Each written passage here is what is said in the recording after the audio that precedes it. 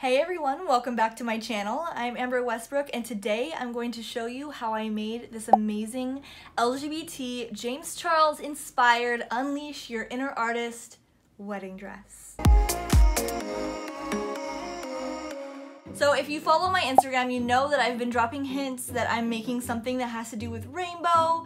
Today is finally the day that I'm going to show you exactly how I made this wedding dress. Now, this wedding dress was originally inspired by James Charles, who I adore. I think he's just like the cutest boy ever. He really has been an amazing inspiration for the entire LGBT community, which I am a part of. So I wanted to pay homage to that. I also married my wife almost a year ago to the day. So to celebrate my anniversary and to show my deep-rooted sense of pride for being gay, I decided to make a wedding dress. As much as I love Sister James, I was super bummed because this happened.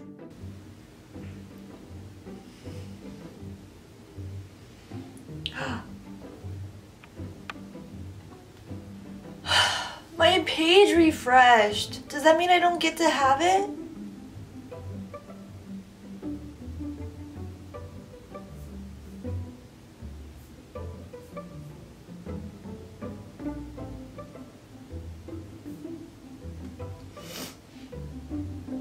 I saw that he was coming out with his restock number 3 of his palette, which I've been trying to get my hands on, and for this third one I was determined to get it. So I waited online and I sat before work while I was doing my makeup, and I was actually filming a beauty tutorial. I got on right at 8 o'clock and I waited and I waited and I was in line and it was like, don't refresh the page or you'll lose your item in the shopping cart. And then it kicked me out and it said that I didn't get one. So basically, even though I was there right on time, I was one of the first ones to arrive. I was waiting 20 minutes in advance on the Morphe website, just refreshing the page, waiting for it to come up. But yeah, I didn't get a palette. So I was going to do a Unleash Your Inner Artist look on my face to go along with my rainbow wedding dress, which would have been so epic, but you guys, I just couldn't hold back this wedding dress from you any longer. So if you want to see exactly how I made this beautiful dress, then stay tuned. Also, I totally changed up this design about halfway through, so there's gonna be a little surprise later on in the video, so keep watching. I love to use this 1/8 of an inch draping tape. I can just mark out exactly where I want my patterns to go, and it makes life so pleasant. I just decide from my sketch where I want to put all of these lines, and this is going to be the basis for my pattern. I'm going to pin the muslin down the center front of my dress form, starting with the left side. Normally I would only do one side, but since this is asymmetrical, I'm going to drape both sides. All I do is I put the fabric on the mannequin. I'm just pinching and pinning my darts so that they fit the bust perfectly. And if there's any tension outside of my style lines, I just go ahead and snip upwards so that it can kind of ease into the fabric. And then what I do is I draw with a pencil all of my darts on both sides and then all of my style lines all the way around, and I take this muslin off to use as my pattern later.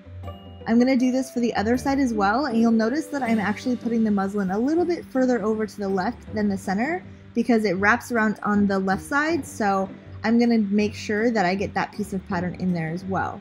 I'm just going to pin everything just like on the first one, right down the center of my bust and down underneath. If you need to snip away excess fabric, then go ahead and do that. It makes it really, really easy to draw all of your style lines and make sure that everything is in the right place. And then I'm going to trace all of my tape marks underneath, and I'm using this fabric so that I can see right through it. Makes it a lot easier. I'm also going to draw on both sides of the darts that I pinned. I decided to change my design from a round neck to a V-neck, so here I am just pinning my muslin on and not adding any darts, but just tracing around the style lines for the front and the back pieces. I'm going to change this up later because I'm using a stretch fabric, so I'll show you how I do that in just a minute. I like to always clean up all of my lines on the muslin that I made with my pattern ruler so that I can get perfect curves, and then I add seam allowance. Once I do this, my pattern piece is ready for me to test out. I don't want my shoulders to have a seam, so I'm actually just overlapping my two pieces and pinning it in place so that I can test my fabric without a shoulder seam. I do the same thing to all the rest of my pattern pieces, just tracing around the lines I drew and making sure that everything is smooth and then cutting it out with seam allowance and pinning it all together just to make sure that they all fit. And then I just true up any of the odd lines or any weird shapes just to make sure that it's all going to work really well together. I copied the back piece from the left side to bring it over to the right side so that they could be even on both sides. This side is going to be one continual piece without a seam. So then I cut out my pieces on some dummy fabric that I knew that I wasn't going to use, and I put it on my mannequin. And as you can see, the shoulder piece was huge because I used super stretchy fabric. So all I did to adjust it was pin it up and pin all the excess inside so it's nice and tight and looks great. Then I mark both sides of those folds just like I would a dart. Take it off the mannequin and I cut this top part off, and I'm going to reshape this pattern so that it works with this fabric. I'm cutting off the extra on the side seam because there was way too much there, and then what I'm going to do is repin all of those places that I pinned before, but I'm going to make it flat and make it even. This way I can retrace this piece onto my muslin with all of the folds in place, and I can cut out a new piece of the same fabric and it's going to fit perfectly. Make sure that when you're redrawing onto muslin that your side seams are the same height as each other so you don't have any weird overlap. Now all I have to do is add a seam allowance, but I'm not going to add a seam allowance on the longest parts because these are going to be raw edges. So I'm going to cut out my whole pattern, and there you have it. Now all I have to do is lay it out on my other pattern pieces and mark notches so that when I'm sewing my real fabric I know exactly which points to match up. Then I'm going to lay down my pattern pieces on top of the dummy fabric that I just sewed, and I'm going to mark which way I want my rainbow stripes to be facing. Next I'm going to use this sheer mesh, and I'm going to cut one at a time this shoulder piece, and I'm going to cut very carefully because you're going to be leaving the side edges raw, so make sure that it's really straight and secure. You can even go in afterwards with a rotary cutter and just make sure that all the little tiny pieces are all straight and they look professional. Then I'm going to cut out the rest of my pieces on white, and I'm going to cut 2 of each because I'm going to use self-lining for this because it's kind of thin fabric. Now I'm cutting out my rainbow stripe fabric, so it's really important that your notches that are matched up with each other are on the same stripe. As you can see, I'm using the arrows that I drew to match the direction of the stripes, and I'm also using my notches on the same color of green. After pinning all of my pieces together to see if they would work, I got really excited because I think this is going to look so good! To sew it together, I'm going to take my 2 front white pieces and I'm going to sew down matching the notches that I created when I made the pattern. So this is going to be one side of my pattern. Once that's sewn, I'm going to start with the colorful side, and I'm going to match up these notches too and make sure that all of my rainbow colors are very, very similar. Then I'm going to add my white side piece onto the rainbow piece, so I'll have 2 pretty similar pieces, one for one side and one for the other. Then I'm just going to match these pieces up together, making sure that I match all of my notches. I'm going to sew all of this very carefully, and when I get to the top, the part where the 2 colors meet in the sweetheart, I'm going to leave it open just a little bit so that I can sew this part later. I'm going to repeat the same exact process for my lining piece so I have 2 identical pieces. Then I'm going to grab the sheer pieces of fabric and I'm going to put right sides together, and I'm going to sew all along that side seam. Now when I sew it on a serger it looks like this, but what I have to do is take the end of the serger tail and kind of thread it through the other serger stitches with a needle, and this helps it stay secure so that it is not going anywhere. And I'm going to lay this sheer shoulder piece on top of my other piece, and I'm going to flip it over so that right sides are together, and I'm going to pin all the way from the point of the sweetheart around the top of the bust, across the underarm, and all the way around to the back, and I'm going to pin this matching all notches. Then I lay my lining piece on top of the regular piece, and I'm going to match up all those same notches, and I'm going to reset my pins, so now I have 3 layers with the sheer layer being sandwiched inside. Then I'm going to start at the center of the sweetheart, and I'm going to sew very carefully, removing pins as I go all the way around, making sure to catch all 3 layers. Then I'm going to repeat this exact same process for the other side. Once I'm done, I'm going to make sure I secure the center of that sweetheart to make sure that there's no gaps. And I'm on to the skirt. So for this, I'm just using a skirt that I already know fits me. It's just a plain pencil skirt, but I'm going to alter it a little bit. So once I've traced the outline and I've trued it up with my curved rulers, I'm going to add a little bit of wiggle room on the skirt so that I can move around easier. And then I'm going to add seam allowance as well. I'm not going to draw the full length of the skirt on my paper just to save paper, but I will do it on my fabric. Once I lay out my fabric folded in fourths, I can cut around the top part of my skirt, and then what I'm going to do is I'm going to measure from waist to floor, and I'm going to take that measurement and measure from the top of the pattern down to the bottom, and this will give me my hemline. I always like to add a couple of inches because it's better to have a gown that's too long you can cut off later rather than too short. And I'm going to take the flare all the way back down to the hem, and then I'm going to just make the corner of that hem 90 degrees so that it sits and it kind of curves on the ground more nicely. I cut the back of my skirt down the center so that I could put my zipper in, and I'm going to sew down with right sides facing, the back and the front together along the sides all the way down to the hem, and I'm going to sew this back seam that I just cut down to the hem as well, but I'm going to leave the top 10 inches open for a zipper. Then just try it on, make sure that your length is correct, and sew around all the bottom in any hem finish that you'd like. To attach the skirt to the top bodice piece, what I'm going to do is I'm going to put right sides together, and I'm going to line it up so that one side of the open back matches up with the bottom of the top, and I'm going to sew all the way across this whole thing, and you can pin it first if you'd like. If it's a little too big, what I did was gather mine, so it got gathered a little bit in the middle, which I think looks cute. And then I'm going to insert my zipper in the back. So I'm just going to do it regular zipper style, flip it over and pin it down, and then sew it with a zipper foot on my sewing machine. So here's the big secret, you guys. I was actually going to put a lining piece in this and show you how easy it was going to be, and it was going to look all clean and it was going to be really smooth.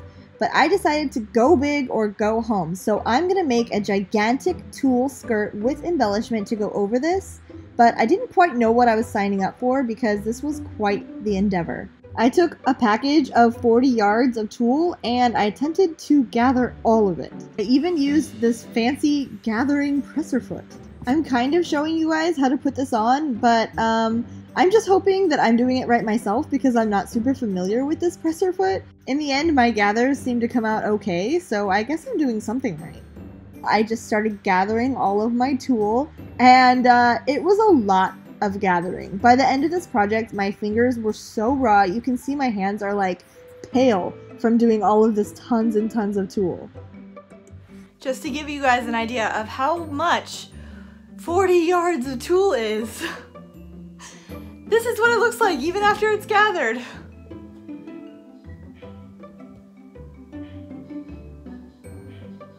I attached all the tulle to my mannequin by basically walking around it 18 million times and securing all the tulle in place around the waistband.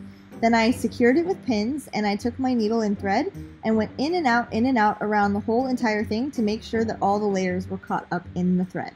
I just made 2 pin lines down that caught all of the thread in there, and I snipped it where the thread started so that I could get it on and off my mannequin. Then I just took a zigzag stitch on my regular sewing machine and went around the whole thing just to secure it in place so that it definitely would never come apart. Then I cut a piece of elastic that was the same size as my waist but minus 1 inch, and I pinned that evenly across the whole entire top of the skirt, and I stitched that on as well. Then I took a piece of ribbon and I'm just stitching this down at the base of the elastic so that you can't see any of the elastic. And I just did this by hand because there was no way this was going to look good by doing it on my machine. So I just kind of hand whip stitched this all the way around so you wouldn't be able to see any of the stitching. I also stitched back the ends of the elastic so that they wouldn't fray and that it would fit me perfectly. Before I did this last part, I tried it on to make sure that when I tied the back ribbon that it would stay up.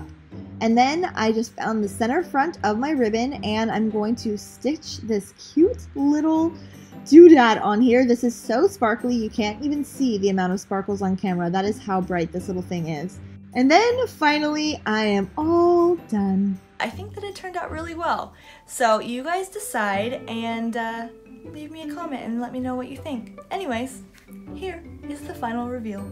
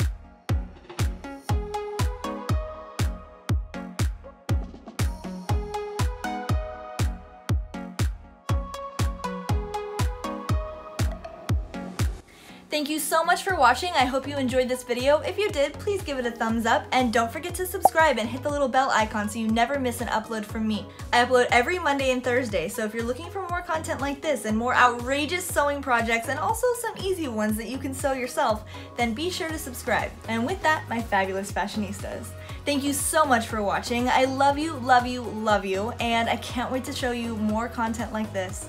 So stay tuned, and until next time, stay fabulous and stay beautiful just like you always have been.